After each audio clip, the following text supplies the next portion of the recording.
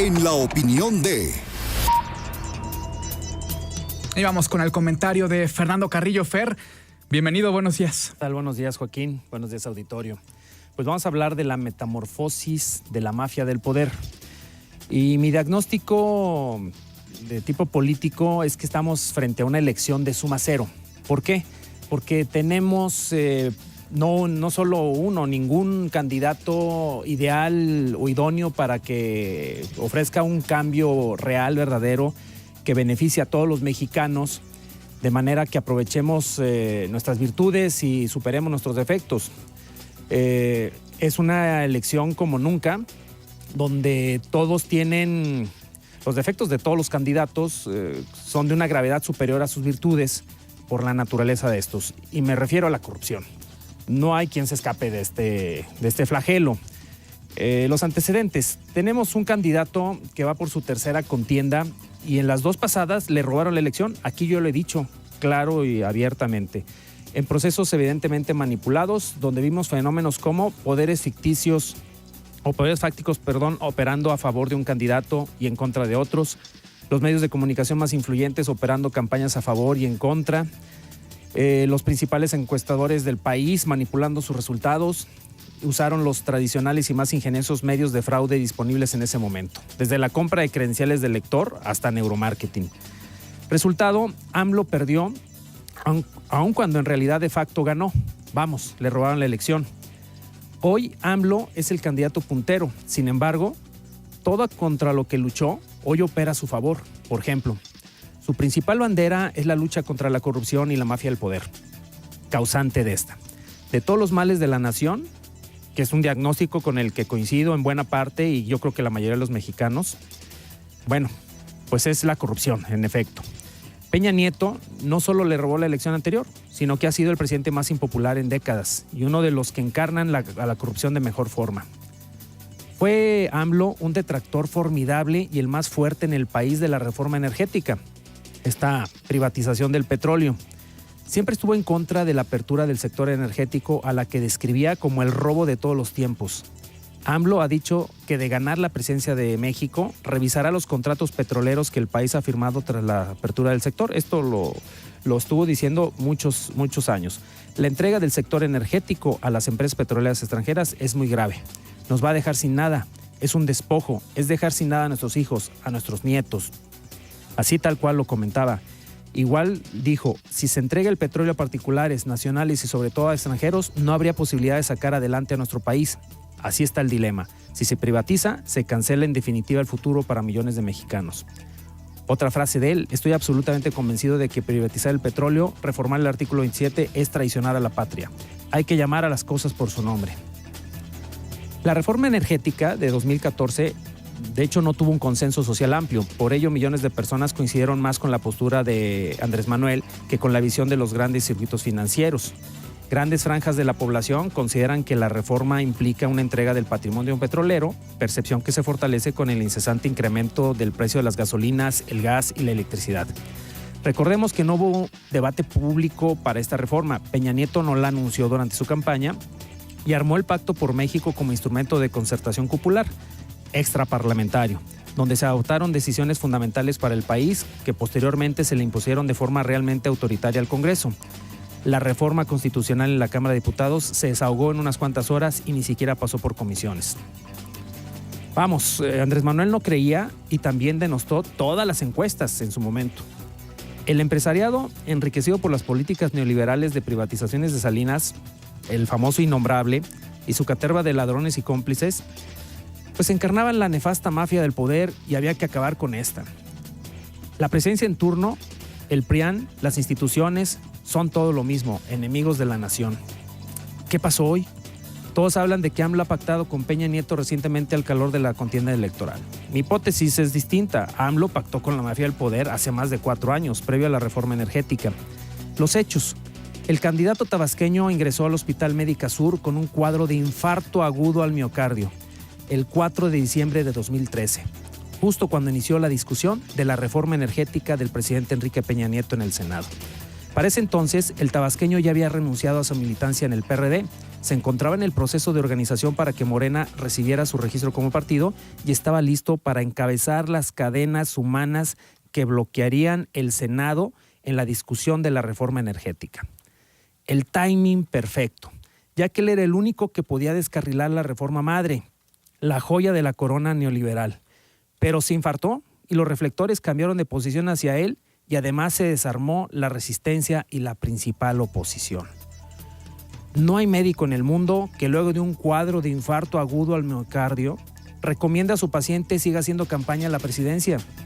Además, una muy pesada y complicada, recorriendo todo el país varias veces, incluso viajando al extranjero y aventarse miles de broncas en su partido, uno de los más complicados por su diversidad de integrantes y grandes dinosaurios y egos políticos. Hoy se ha dado una metamorfosis a partir de su arranque de campaña. Todo ha cambiado de repente. De las primeras declaraciones de Andrés Manuel en campaña es: no va a haber cárcel para Peña Nieto. No va a tocar la reforma energética. Incluso su hombre de confianza, Alfonso Romo, ha concluido que las licitaciones derivadas de la reforma energética promulgada por el presidente Enrique Peña Nieto son benéficas para el país y por ello permitirá que sigan su marcha. Las redes sociales en extremo están favorables a AMLO. Este es un hecho. Desde que vino Tillerson antes de su renuncia a México, vino a avisar a Peña Nieto: están siendo invadidos por bots rusos, todas sus redes están infiltradas. Y realmente, si en Estados Unidos pasó esto y ahorita está en investigación, que no nos pase a nosotros, que somos mucho más vulnerables. Los medios de comunicación están volcados a favor de Andrés Manuel. Increíble, lo que nunca hubiéramos pensado en México.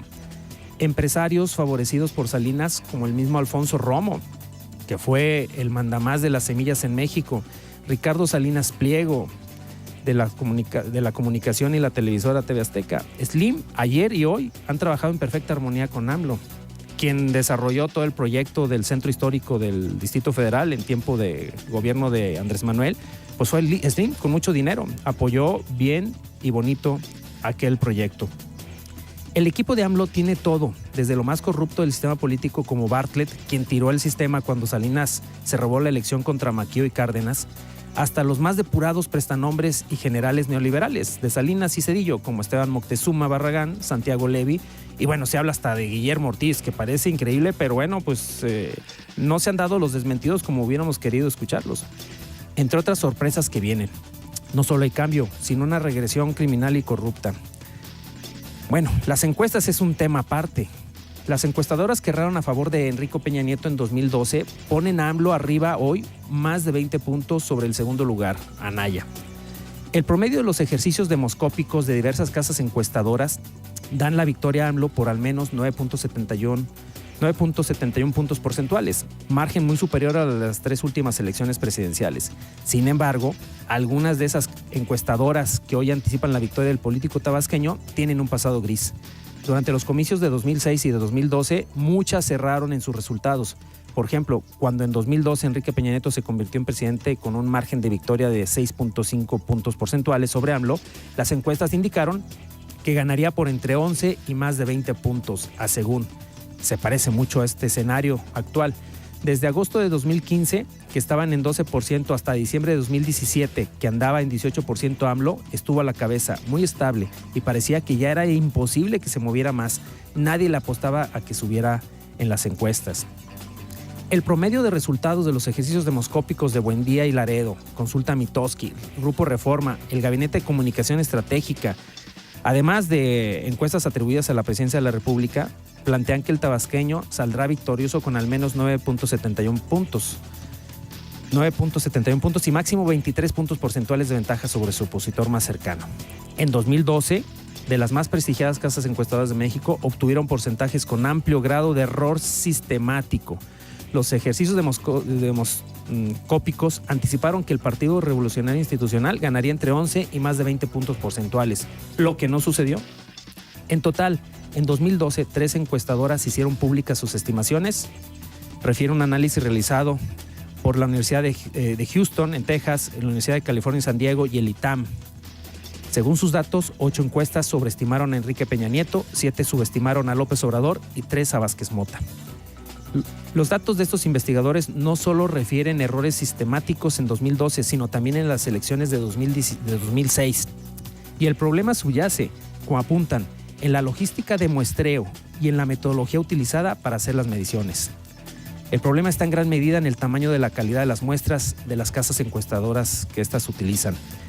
De entre una multiplicidad de factores que generan variación en el tipo de resultados de las encuestas, los investigadores hacen hincapié, aparte del tamaño de la muestra, el margen de error y el nivel de confianza.